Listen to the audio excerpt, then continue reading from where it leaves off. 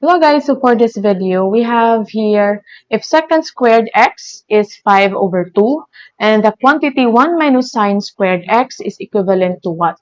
So dito, as you can see, according to Pythagorean relation, si sine, ilalagay natin dito, si sine squared x plus cosine squared x is equal to 1. Now, if we want to get 1 minus sine squared x, we will just transpose si sine squared x sa kabila. So, if we will transpose that to the other side, okay, magiging cosine. Makukuha natin si cosine squared x is equal to 1 minus sine squared x. So, as you can see, 1 minus sine squared x is equal to cosine squared x. Okay, lagay lang natin dyan. So, ayan. 1 minus sine squared x is equal to cosine squared x. And take note, we have also here a given na secant squared x is equal to 5 over 2. Let's label this one muna as our equation 1. And then, it says that secant squared x, let's put it here, squared x is equal to 5 over 2. Now, according to trigonometric relations, si secant squared x is actually equal to, si secant x is equal to 1 over cosine x. Therefore, secant squared x is also equal to 1 over cosine squared x. And therefore, if we will cross multiply that one, si cosine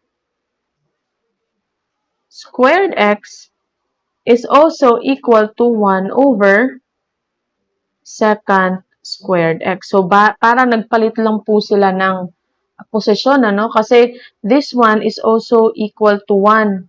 So, pag i-cross multiply natin dyan at kukunin natin si cosine squared x, it will give us 1 over secant. Okay? So, we have here our equation 2. Okay?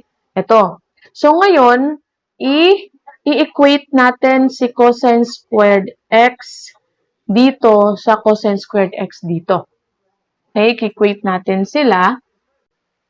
Now, equating, yung sabi ko sa inyo kanina, let's equate equation 1 and 2. Okay? So, if we will equate the both cosine squared x equals cosine squared x. So, ilalagay ko dito. Cosine squared x, of course, equals cosine squared x sa ating equation 2. So, sa ating equation 1, cosine squared x is equal to 1 minus sine squared x. So, ilalagay natin dito 1 minus sine squared x.